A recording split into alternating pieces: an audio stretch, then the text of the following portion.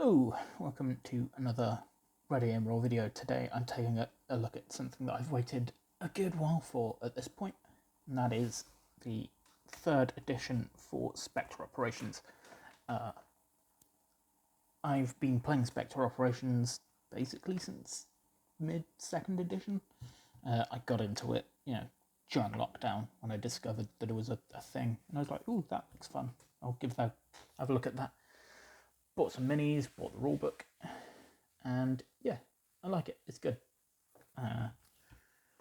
For those not aware, it is a what's called ultra modern war game. So instead of being a science fiction or fantasy game, or being set in, or being like a historical game like a World War II game or Napoleonic, it is set in the modern day.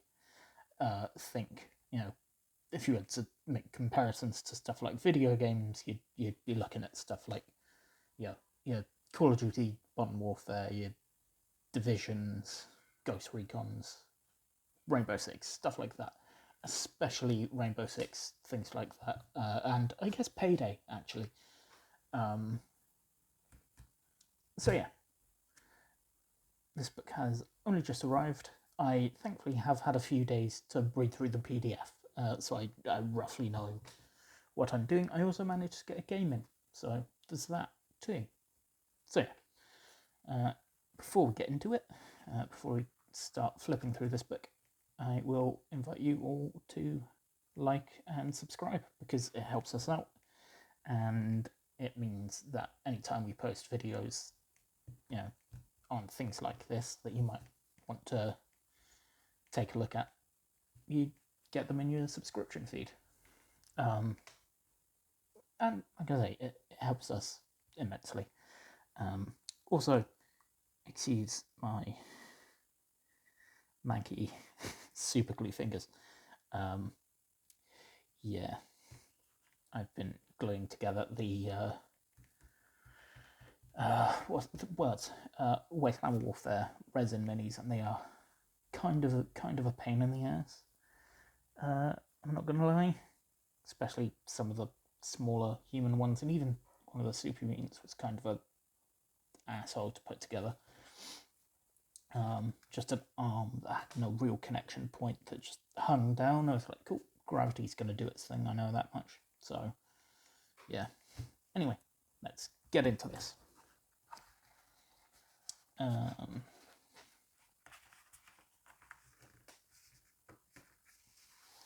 Includes some bit of an intro about how the world's kind of fucked. We get a sort of forward by the writer, the editor, I believe, and the writer. So that's cool. And all of your other... Is it the writer? No, I don't know that it is. Anyway, yeah. And all your other credits too. So yeah, contents, which is really quite nicely laid out actually. The pages have a really interesting feel, like really high quality feel to them. I can't really describe it. It's almost coarse. I don't know if you can sort of hear that and get a feel for it. That's not just because I've got super glue on my fingers. That's not helping, but even with my, even just my hand, it's got a weird sort of rough texture. I don't know. Yeah. Also, really cool art here. Thing on how to play.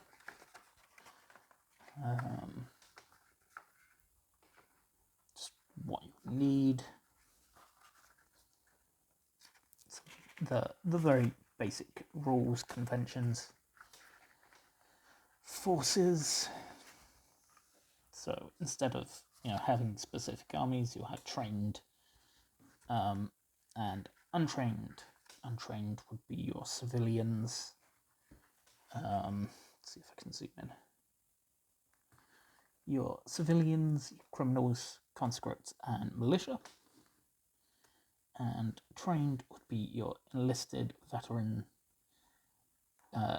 tier 2 and tier 1. So it goes a little bit more in depth into what each sort of thing means.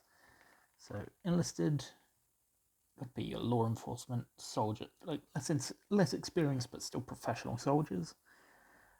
Veteran soldiers would be your higher, your more prominent nation militaries. So,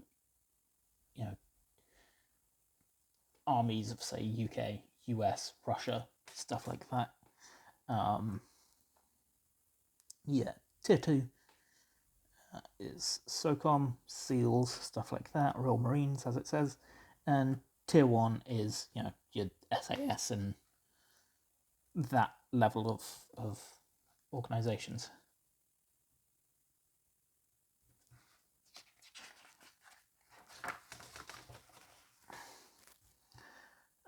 Thing on coherency and some really cool mini painting and scenarios. And come on to core rules, even more cool images and a really cool table. Thing on order of play, action phase and sit rep phase, and a thing here that says about playing your first mission. It recommends that you start with the mission that is on page 134, but I don't think that's a good mission. I can see why they chose that mission to do it, but I think they should have written there should have been a mission for beginners that wasn't part of the sort of campaign type thing that's in this. It's good. I think it just needs a little bit of a tweak. Like they could have just said, use the mission on this page, but play on this size table with this size point, this resource limit. I think that would have helped a lot and cleared up some, not issues, not confusion, just weird little gripes that I had during my playthrough. A point on momentum, so it's not so much that one soldier has one action point.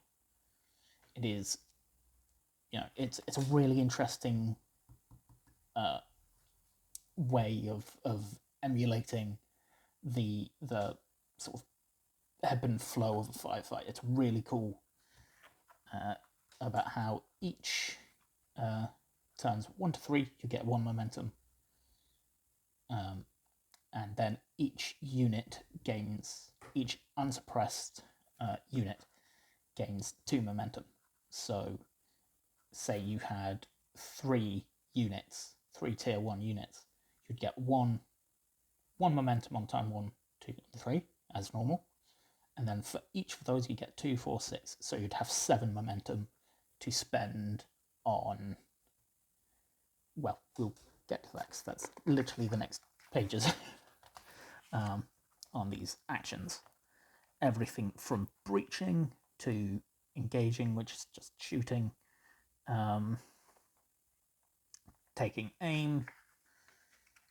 It's a really, really cool system. Some reactions that you can spend your momentum on. Escalations, which is, I guess, sort of off-table assets, I guess. Your mortar strikes, I guess the sort of stuff that you'd equate to kill streaks in Call of Duty. I know some people are going to be just foaming at the mouth that I'm comparing stuff like this to Call of Duty, but it's what most people will be familiar with, so it's just easy statement to make. Is it necessarily fully true? Not completely. There's more to it. It's just easy to explain like that. So, yeah. Yeah.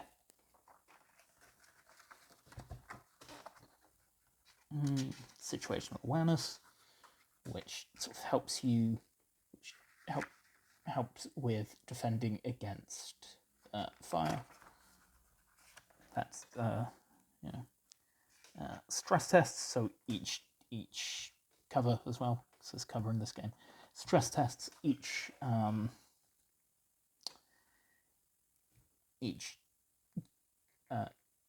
element will have stress levels. As you can see, you're going to have different numbers of stress. So yeah.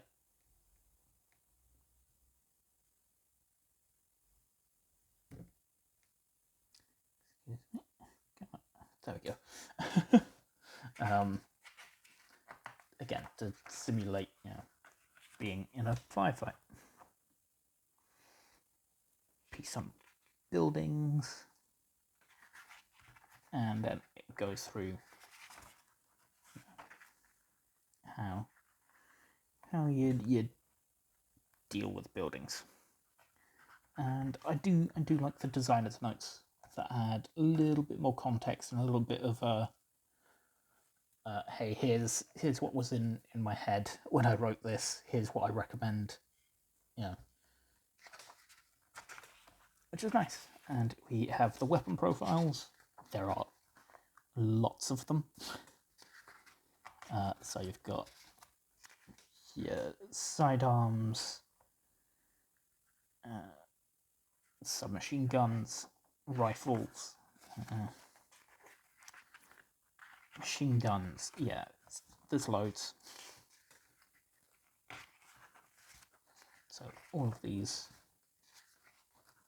weapons and equipment. So weapon special rules for things like suppressors and sustained fire. Rules for compact weapons. Anti-air, so anti-drone stuff.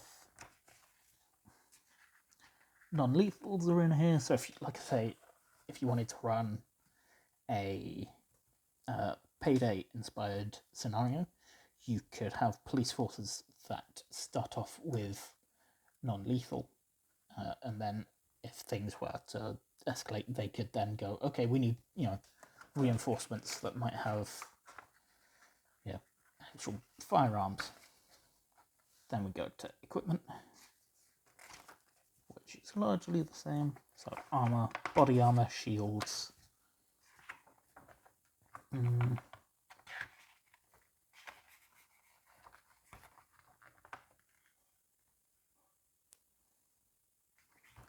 Yeah, I like the layout of this book. It's really clear. It's really easy to go, okay, that's where that is.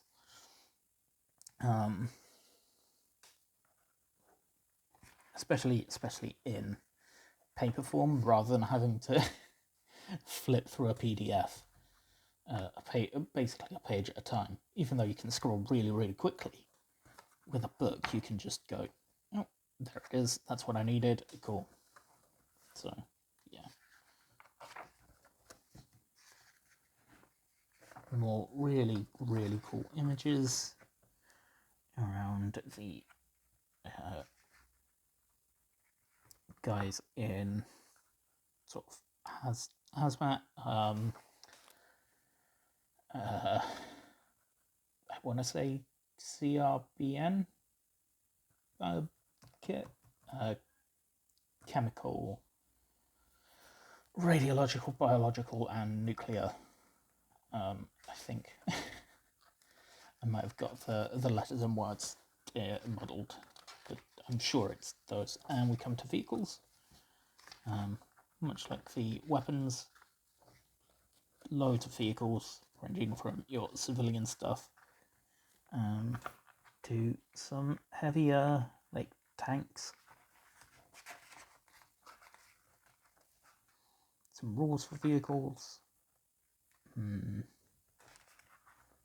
How to deal with things like stress in vehicles.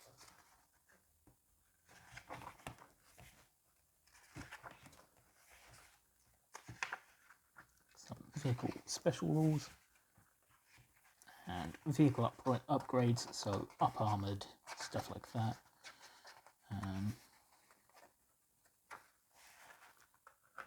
Some stuff on drones. Come to advanced rules, so stuff like will be here. There's stuff like night fighting, awareness. So you could have soldiers, or you could have a unit patrolling that are on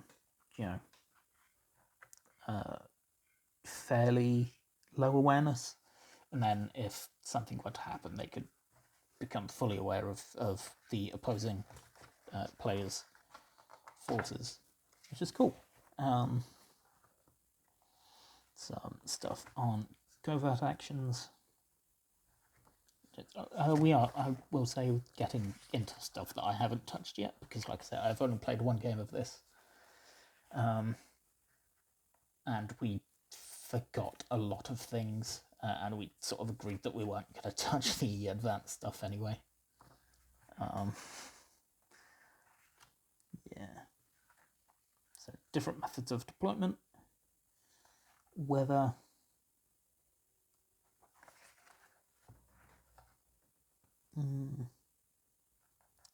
optional wounded rules. So that's one thing that I'm fairly sure is different to Spectre version 2 versus version 3, whereas this was baked into the rules, into the basic rules, that if you got shot but your opponent failed the lethality roll, you'd roll on a table, and you could either carry on as if nothing was happening, or you could potentially just start bleeding out. Whereas now it's just a case of lethality roll. If you pass, you're just a bit more stressed, and if you fail, you're dead. So, and I kind of like it this way around, because it's even more stuff to roll at the end of the day, and there's a lot of, it's a lot of bits to this game. It's not necessarily hugely complicated, but it's got bits to it. It's a little bit clunky, but that is just something I've found with a lot of ultra-modern and historical games, because you've got so many tiny little bits that you want to think about. You've got to take into account your cover, body armor. Are they aware of your presence? And then things like suppressors, optics, stuff like that you can add on and account for. So it is a bit of a what's the word? Cumbersome, I guess. It's not necessarily complex, but it's a cumbersome rule set. But it's fun. It's great for really different scenarios that you wouldn't normally play in games of stuff like Warhammer. And then we come to the Force Builder, which was absent in version 2. They did add points eventually, and recently there was an article on the Spectre Operations website about why they added points, because I think that was it for the book in Spectre V2 anyway. Don't know about V1. You also notice that my book came a little bit banged, a little bit banged up, which I'm not going to complain about. It's not it's not an issue for me. It's going to look so much worse in about a day's time when it's been shoved into my bag, pulled out a couple of times on the train. But yeah, there's a resource points thing for this game, so you can have slightly balanced games, just because that's what a lot of people wanted. So they were like, "Yep, we'll might as well just do what deliver on what people want." Again, goes from your militia all the way up to tier 1, which includes vehicles for your task force stuff.